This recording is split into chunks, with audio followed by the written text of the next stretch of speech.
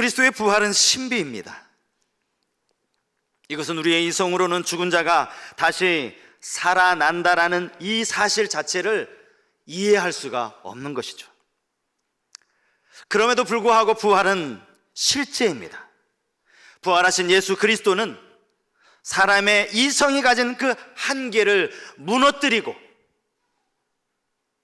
다시 완전한 부활로 오늘 우리에게 나타나셨습니다. 오늘 새벽에 제가 도마를 가지고 제자 가운데 도마에 대한 말씀을 드리지 않았습니까? 부활하신 예수 그리스도를 직접 내가 만나기 전까지, 내 눈으로 확인하기 전까지 예수님 살아나셨다는 것을 내가 믿을 수 없다라고 말했던 그 도마에게 주님이 그 앞에 나타나셨고 당신의 손과 옆구리를 보여주심으로 그제서야 주님 부활하셨다는 사실을 믿게 되었습니다. 사실 오늘 이 시대에도 저 교회 밖의 사람들은 예수 그리스도의 부활에 대해서 그것은 말도 안 되는 이야기라고 이야기할 것입니다. 예수라는 존재를 하나님의 아들이 아니라 이 땅의 위대한 성인 가운데 한 사람으로 그렇게 생각하고 있으니 사람이 어찌 죽었다가 다시 살아날 수가 있겠습니까? 그러나 하나님은, 예수 그리스도는 하나님의 아들이십니다. 그분을 살리신 분은 하나님이십니다. 이미 2000년 전에 주님 부활하신 그 주님을 오늘 우리가 눈으로 뵐 수는 없지만 그럼에도 불구하고 우리가 예수 그리스도의 부활을 믿을 수 있는 것은 바로 증인들의 고백이 성경에 기록되어져 있기 때문입니다. 1980년대인가요? 한국 CCM의 아이콘이라고 불려지는 이 주찬양 선교단이 있습니다. 아마 기억하시는 분 많이 계실 거예요. 그 이름, 또 뭐가 있죠? 그 이름, 또 그 이름, 이런 갑자기 생각이 안 나는데 참 그때는 CD도 아니고 테이프를 정말 늘어지도록 들으면서 참 은혜를 누렸던 아주 귀한 찬양들인데, 그 주찬양 4집에 보면 증인들의 고백이라는 이 제목의 앨범이 있습니다. 아마 요즘에도 꾸준히 부활절이면 이 찬양들이 불려지는 것으로 알고 있습니다. 이 앨범은 칸타타 형식으로 만들어진 앨범이죠. 그래서 찬양 중간중간에 나레이션이 들어가 있습니다. 하나같이 부활하신 주님을 만난 사람들의 증언입니다. 막달라 마리아, 부활하신 예수님을 가장 먼저 예수님의 무덤가에서 만난 그 여인의 고백으로부터 시작해서 예수님을 모른다고 3번씩이나 부인했던 베드로의 증언, 또 주님을 의심했던, 주님의 부활을 의심했던 도마의 증언까지, 이들 모두가 부활하신 주님을 만나고 그 부활의 주님을 증언하고 있다라는 겁니다. 여러분, 법정에서 한참 재판이 진행 중일 때 그 재판의 방향을 바꿀 수 있는 것이 바로 증인들의 증언 아닙니까? 증인이 뭐라고 증언하느냐에 따라서 그 죄가 무죄가 될 수도 있고 유죄가 될 수 있는 것 아닙니까? 마찬가지입니다. 구약시대에도 신명기 19장 15절 말씀에 보면 이런 말씀이 나옵니다. 사람의 모든 악에 관하여 또한 모든 죄에 관하여는 한 증인으로만 정할 것이 아니요 2 증인의 입으로나 또는 3 증인의 입으로 그 사건을 확정할 것이며 최소한 2명 이상의 증인은 있어야 한다, 그 이야기입니다. 그렇게 본다면 예수 그리스도의 부활은 너무나도 확실하죠. 부활하신 주님을 만난 사람은 2명이 아니라 3명이 아니라 성경에 보면 한꺼번에 500명이 넘는 숫자가 부활하신 주님을 보았기 때문입니다. 한간에 많은 사람들은 그 예수님이 부활했다라는 거, 그거 예수님 좋아하고 예수님 졸졸 쫓아다니던, 예수님을 늘 사모하던 사람이 그냥 본 환상에 불과하다고. 여러분, 어떻게 한꺼번에 500명의 사람이 동시에 그 환상을 볼 수 있단 말입니까? 이것은 환상이 아니라 부활하신 주님이 저들에게 나타나신 것이죠. 바울은 이 부활장에서 예수 그리스도의 부활에 대해서 끊임없이 강조하고 있습니다. 사실 그것을 강조하는 이유는 그 다음 믿는 자의 부활 때문이죠. 예수 그리스도의 부활을 가리켜서 우리가 부활의 첫 열매라고 이야기하는 까닭은 우리도 예수 그리스도처럼 부활할 것이기 때문입니다. 본문 51절 말씀입니다. 보라, 내가 너희에게 비밀을 말하노니 우리가 다 잠잘 것이 아니요 마지막 나팔의 순식간에 홀연히 다 변화되리니. 여기 나팔, 이 마지막 나팔이 무엇입니까? 이 나팔 소리가 언제 울려지는 소리입니까? 주님이 재림하실 때 하늘에서부터 울려 퍼지는 소리 아닙니까?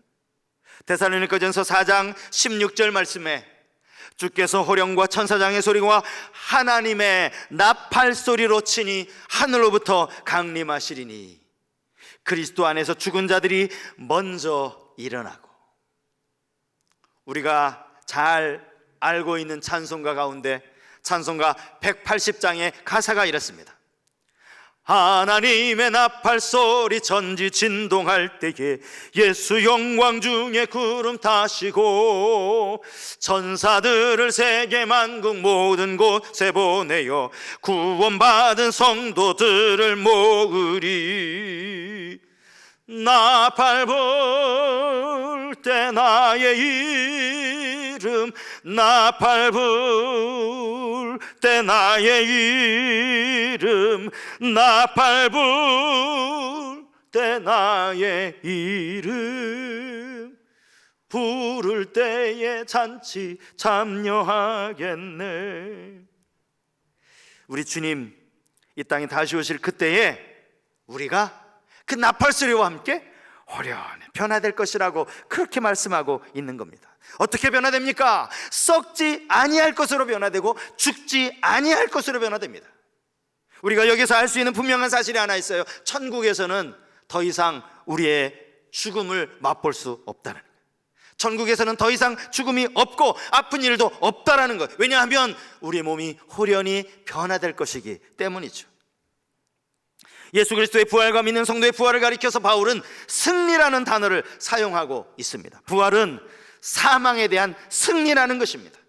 본문 54절 말씀인데요, 이 썩을 것이 썩지 아니함을 입고 이 죽을 것이 죽지 아니함을 입을 때에는 사망을 삼키고 이기리라고 기록된 말씀이 이루어지리라. 여기 썩을 것, 죽을 것, 사망을 의미하는 것이라면 썩지 아니할 것, 죽지 아니할 것, 이것은 부활을 의미하는 것입니다. 특별히 입는다라는 표현을 사용했는데 부활이 덧입혀져서 우리가 완전히 새롭게 되는 것을 의미하는 그러한 말씀이죠. 사망을 삼키고 이길 것이라는 말씀은 이사야서에 기록된 말씀입니다. 이사야서 25장 8절 말씀인데요, 사망을 영원히 멸하실 것이라. 주 여호와께서 모든 얼굴에서 눈물을 씻기시며 자기 백성의 수치를 온 천하에서 제하시리라. 여호와께서 이같이 말씀하셨느니라.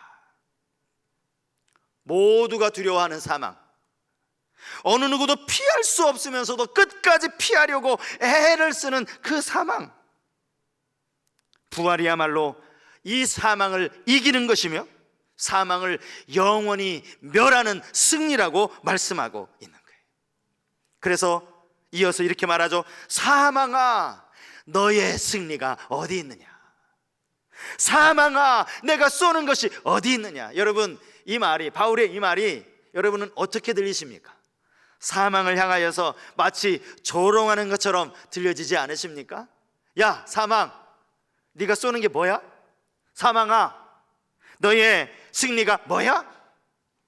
부활하신, 부활의 생명을 얻은 자가 사망을 바라보며 비웃는 말처럼 여러분 들려지지 않습니까? 그렇습니다. 사망을 이기는 것이 바로 부활입니다. 저는 교회에서 장례 예배를 집례할 때마다 종종 요한복음 5장 말씀을 전할 때가 있습니다. 요한복음 5장은 부활을 설교하는 그러한 말씀이기 때문이죠. 요한복음 5장 28절 이하의 말씀입니다. 이를 놀랍게 여기지 말라. 무덤 속에 있는 자가 다 그의 음성을 들을 때가 오나니 선한 일을 행한 자는 생명의 부활로, 악한 일을 행한 자는 심판의 부활로 나오리라. 부활은 신자건 불신자건 그것을 막론하고 우리 모두에게 주어지는 것입니다. 히브리서 기자는 말하기를 한 번 죽는 것은 사람에게 정해진 것이라고 했습니다. 그리고 이후에는 심판이 있다라고 말했습니다. 사실 우리는 죽음을 두려워할 게 아닙니다. 모두가 다 죽어야 하는데 죽음을 굳이 두려워할 필요가 뭐가 있습니까? 정말 우리가 두려워해야 될 것은 죽음 이후에 주어지는 심판이에요. 심판. 내가 과연 생명의 부활로, 아니면 심판의 부활로 나올 것인가? 이것을 우리가 두려워해야 한다는 것이죠. 바울은 말하기를 우리가 반드시 그리스도의 심판대 앞에 서게 될 것이라고 그렇게 이야기하고 있는데, 여기 심판이라는 이 단어의 뉘앙스가 꼭 부정적인 것처럼 느껴져서 사실 심판이라는 말보다 재판대라는 말이 더 어울릴 것 같습니다. 우리 모두는 다 재판을 받게 되어 있어요. 그 재판을 통해서 누구는 생명의 부활로 나올 것이고 누구는 심판의 부활로 나올 것이기 때문입니다. 선한 일을 행한 자, 예수 그리스도를 믿는 사람들은 당연히 생명의 부활로 나올 것이죠. 사망이 삼켜지리라는 이 말씀이 이루어질 것이라는 의미입니다. 지금 바울은 고린도전서 15장에서 예수 그리스도의 부활이 사실이라는 것과 그 부활은 오늘 우리의 부활을 보증한다는 이 두 가지 아주 중요한 사실을 논증하고 있습니다. 그리고 그가 마지막으로 강조하는 것, 사실 오늘 본문의 키포인트는, 제가 말씀하고자 하는 것은 바로 이 부분이라 할 수 있는데요, 부활을 믿는 자가, 성도의 부활을 기다리는 자가 오늘 이 시대를 어떻게 살아가야 하는가, 이것이 58절 말씀에서 강조되고 있습니다. 우리 본문 58절 말씀을 같이 한번 읽어보실까요? 58절 같이 읽겠습니다. 그러므로 내 사랑하는 형제들아, 견실하며 흔들리지 말고 항상 주의 일에 더욱 힘쓰는 자들이 되라. 이는 너희 수고가 주 안에서 헛되지 않은 줄 알미라. 우리가 감당해야 할 두 가지 사명, 그 중에 첫 번째는 견실하며 흔들리지 않는 것입니다. 사실 이 견실하다라는 이 표현은 우리가 자주 사용하지 않는 표현이어서 이 단어의 의미가 조금은 애매할 수 있습니다. 다른 번역 성경을 찾아보니까 이 견실하다라는 말 대신에 굳게 서서 이렇게 번역을 해 놓았어요. 굳게 서다. 견실하다라는 이 단어는 흔들리지 않고 흔들리지 말고 그런 의미와 연결이 되어지고 있습니다. 흔들리지 않는 거, 그 견실한 것이고요, 견실하면 흔들리지 않을 것이기 때문이죠. 견실하다는 단어를 원어로 사전에서 찾아보니까 확고부동하다, 견고하다, 요동하지 않는다, 이런 뜻을 가지고 있더라고요. 바울이 이런 권면을 하는 데는 다 그만한 이유가 있습니다. 바울 당시 교회 안에 이 부활 교리에 대해서, 부활을 믿지 않는 그런 많은 유혹들이 있었기 때문이죠. 부활을 믿는 성도들을 자꾸 흔들어 놓는 그러한 사람들이 있었다라는 거예요. 여러분, 예수님 당시에 사두개인들이 부활을 믿지 않은 사람이라는 거 알고 계시죠? 고린도 교회 안에도 부활을 부정하는 사람들이 있었습니다. 고린도전서 15장 12절 말씀입니다. 그리스도께서 죽은 자 가운데서 다시 살아나셨다 전파되었거늘 너희 중에서 어떤 사람들은 어찌하여 죽은 자가 가운데서 부활이 없다 하느냐.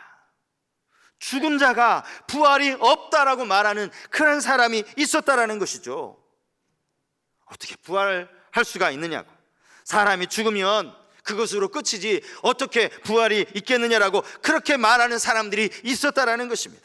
이런 사람들의 미혹에 넘어가지 않으려면 흔들리지 말아야 된다는 것입니다. 견고해야 된다는 것이죠. 사랑하는 여러분, 예수님 시대뿐만 아니라 오늘 이 시대에도 저 교회 밖의 사람들은 예수 그리스도의 부활, 오늘이 부활절이라는 것도 아마 알지 못할 겁니다. 부활에 대해서 그것은 단순히 신화에 불과하다라고 그렇게 이야기할 것입니다. 아니, 어떻게 사람이 죽었다가 3일 만에 다시 살아날 수 있느냐고 그렇게 말하는 저 믿지 않는 사람들의 미혹에 흔들리지 마시기 바랍니다. 오늘 이 시대에 우리의 믿음을 미혹하는, 우리의 믿음을 흔드는 것들은 얼마나 많이 있는지 모릅니다. 우리에게 너무나 소중한 부활이지만 이 부활의 소망을 가볍게 여기는 거예요. 죽음 이후의 몸의 부활을 이야기하며 사람들은 이렇게 얘기한다는 거예요. 아니, 지금 내가 살아가고 있는 이 세상도 이렇게 복잡해가지고 지금 머리가 터질 지경인데 뭘 죽음 이후의 부활을 생각할 여유가 어디 있느냐고. 내가 지금 살아가는 것도 바빠 죽겠다고 부활을 믿지 않는 거예요. 그들에게는 당장 눈앞에 보이는 게 더 크게 보이는 겁니다. 어떻게 하면 더 좋은 직장, 연봉이 더 많은 직장으로 옮길 수 있을지를 고민하고요, 어떻게 하면 더 넓은 집으로 이사할 수 있을까를 고민합니다. 당장 어떻게 하면 우리 아이를 좋은 학교에 진학할 수 있을지, 어느 학원에 보내야 할지를 고민합니다. 눈 코앞에 있는 것만 열심히 따라다니는 사람들이 얼마나 많은지 모릅니다. 여러분, 전도서 3장 11절에는 이런 말씀이 있습니다. 하나님이 모든 것을 지으시되 때를 따라 아름답게 하셨고 또 사람들에게는 영원을 사모하는 마음을 주셨느니라. 그러나 하나님이 하시는 일의 시종을 사람으로 측량할 수 없게 하셨도다. 사람들에게 주신 마음이 뭐라고요? 영원을 사모하는 마음이에요. 저는 이 시간 예배하는 우리 모든 성도님들 가운데 그 심령 중심에 영혼을 사모하는 마음을 갖게 되기를 축복합니다. 영원한 것, 성도가 언제나 붙들어야 할 것이 바로 이 영원한 것 아닙니까? 성경은 우리의 인생이 안개와 같다라고 이야기합니다. 금방 사라져버릴 그 인생에 집착하며 살 것이 아니라 영원한 것, 영원한 천국을 사모하는 삶, 이런 삶이 여러분 모두에게 있기를 바랍니다. 그러려면 흔들리지 말아야 돼요. 흔들리지 말아야 돼요. 여러분, 흔들린다는 것이 무엇을 의미하겠습니까? 중심이 없는 것이죠. 왔다 갔다 하는 것을 의미하는 것입니다. 흔들리지 말라라는 말은 움직이지 말라라는 거예요. 여러분들의 믿음이 언제나 견고하게 흔들리지 않기를 축복합니다. 그런가 하면 두 번째 권면이 있습니다. 그것은 주의 일에 더욱 힘쓰라는 거예요. 주의 일에 더욱 힘쓰라. 바울 사도는 그 이유에 대해서 말하기를 너희 수고가 주 안에서 헛되지 않기 때문이다, 이렇게 말합니다. 우리가 애쓰고 수고하는 이것이 헛되지 않다라는 거예요. 그런데 여기 참 특별한 것은요, 수고하다, 이 수고라는 단어가 원어를 찾아보면 지칠 정도로 일하다, 이런 뜻을 가진 단어라는 거예요. 지칠 정도로 일하다. 무슨 일을 할 때 그냥 시계만 쳐다보고 시간 때우기 식으로 그렇게 일하는 것이 아니라 이 일을 하느라 온 몸에 땀을 쏟으면서 이 일을 다 마치고 나서는 그냥 다 지쳐서 몸이 기진맥진할 정도로 그렇게 수고하는 것, 바로 그것을 의미하는 거예요. 그 수고가 헛되지 않다라는 거예요. 사실 이렇게 말할 수 있는 사람, 그 대표적인 사람이 저는 바울이라고 생각합니다. 바울이야말로 지칠 만큼 수고한 사람 아닙니까? 그는 고린도후서 11장 23절 이하에서 자신의 삶에 대해서, 사역에 대해서 이렇게 간증을 합니다. 그들이 그리스도의 일꾼이냐? 정신없는 말을 하거니와 나는 더욱 그러하도다. 내가 수고를 넘치도록 하고 옥에 갇히기도 더 많이 하고 매도 수없이 많고 여러 번 죽을 뻔하였으니 유대인들에게 40에서 하나 감한매를 5번 맞았으며 3번 태장으로 맞고 1번 돌로 맞고 3번 파선하고 일주야를 깊은 바다에서 지냈으며. 이게 바울이 복음을 전하느라 당하는 고난이라는 거예요. 수고라는 것입니다. 그는 믿음의 아들 디모데에게 마지막 유언의 편지를 쓰면서 뭐라고 이야기합니까? 내가 달려갈 길을 마쳤다. 내가 선한 싸움을 싸웠다. 나의 믿음을 끝까지 지켰다. 그렇게 말했습니다. 그러면서 나를 위해 의의 면류관이 예비되어 있다는 사실을 그런 소망 가운데 이야기하고 있다는 거예요. 사랑하는 여러분, 주의 일에 더욱 힘쓰시는 은혜가 있기를 축복합니다. 그러면 과연 이 주의 일이 뭔가라는 것을 우리가 알아야 되겠죠. 여러분, 주의 일이 뭡니까? 주의 일, 바울 같은 사도에게는 주의 일이라는 것이 예수 그리스도의 복음을 전하는 것입니다. 그가 이방인의 사도로 부름을 받았기 때문이죠. 목회자에게 있어서 주의 일이라는 것은 열심히 충실하게 하나님의 말씀을 준비하여서 최선을 다하여 성도님들에게 그 말씀을 전하는 것일 겁니다. 그렇다면 성도들에게 있어서 주의 일은 뭡니까? 주의 일에 힘쓰라고 했는데 그 주의 일이 뭐냐고요? 이 땅을 살아가면서 주를 위해 드리는 모든 것이 주의 일이라고 할 수 있는데 저는 그것이 가장 기본이 예배라고 생각합니다. 여러분, 우리는 하나님을 예배하기 위해 지어진 존재라는 사실을 여러분 꼭 기억하실 수 있기를 바랍니다. 부활주의를 맞이하는 시점에 이제 모든 거리두기가 내일부터 해제된다는 소식을 들었습니다. 한편으로는 참 감사했습니다. 이 부활주일과 정확하게 맞아떨어져서 이제 우리가 다음 주부터는 정말 인원 제한 없이 그렇게 예배할 수 있는 것이 한편으로는 감사하다는 생각이 들었습니다. 이제 교회가 다시 하나님을 예배하는 일에 힘써야 되겠다라는 그런 생각을 했습니다. 여러분, 우리의 일상이 회복되는 동시에 교회가 회복해야 할 가장 중요한 것이 바로 예배라는 사실을 여러분 잊지 마시기 바랍니다. 하나님은 어느 누구보다도 영과 진리로 예배하는 자들을 찾고 계시기 때문입니다. 주를 위해 봉사 많이 하고 헌금 많이 드리고 그것도 중요하겠지만 그것보다 주님이 더 귀히 보시는 것은 하나님을 전심으로 예배하는 거예요. 이 백성은 내가 나를 위하여 지었나니 나를 찬송하게 하려 함이라. 여러분, 하나님 찬송하는 것이 예배 아닙니까? 우리의 삶에 예배가 회복되어져야 합니다. 예배에 목숨을 걸라는 이야기 아마 여러분 많이 들어보셨을 겁니다. 저도 강단에서 몇 번 말씀드리는 것 같아요. 예배에 우리의 목숨을 걸어야 한다고 말이죠. 한 번의 예배로 우리의 삶이, 나의 삶이 달라질 수 있다는 사실을 여러분 기억하시기 바랍니다. 영과 진리로 예배할 때 하나님께서 그 예배를 받으시고 우리의 삶에 역사하신다는 사실을 기억하시기 바랍니다. 예배는 하나님께 드리는 겁니다. 하나님께 바쳐지는 겁니다. 예배는 내가 무언가를 받는 게 아니에요. 여러분 잘 기억하십시오. 예배라는 이 말 속에는 우리가 하나님 앞에 엎드린다, 하나님께 절한다, 그런 의미가 담겨져 있는 겁니다. 여러분, 지난 3월 한 달 동안 매일 성경 큐티 본문이 레위기서였어요. 여러분, 레위기서 개인적으로 큐티 하시면서 어떠셨습니까? 저는 새벽마다 이 레위기서 말씀을 가지고 설교를 해야 하는 것이 참 쉽지 않았습니다. 도대체 뭐가 그렇게 절기가 복잡하고 뭐가 그렇게 예배 형식이 복잡한지, 짧은 10분 설교를 준비하는데도 이게 도대체 뭐를 가지고 설교해야 하는지 참 한참 씨름을 했던 경험이 있습니다. 그렇게 3월 한 달 동안 레위기서를 묵상하고 말씀을 전하면서 제 머릿속에 깨달아진 게 있어요. 그게 뭔지 아십니까? 제사는 철저하게 하나님 중심적으로 드리는 것이구나. 제사는 하나님이 명령하신 그대로 드려야 하는구나. 아무리 복잡해도 하나님이 그렇게 하라 하시면 그렇게 드려야 되는구나. 여러분, 아론의 아들 나답과 아비후가 왜 하나님께 제사 지내다가 그 자리에서 죽임을 당하죠? 그들이 왜 죽었는지 아십니까? 성경에 다른 불을 분향했다라고 나와요. 나답과 아비후의 문제가 그거라는 거죠.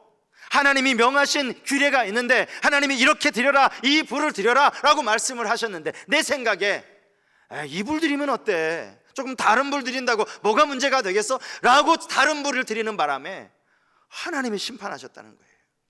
무엇을 말해주는 겁니까?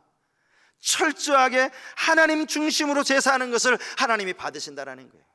오늘 예배도 마찬가지입니다. 이 예배는 하나님께 드려지는 것입니다. 하나님께 마음을 모아 드리는 것입니다. 내 시간을 드리는 것이고 나의 정성을 드리는 것이고 나의 물질을 드리는 것입니다. 여러분, 그러므로 예배를 마치고 나오실 때, 집을 가실 때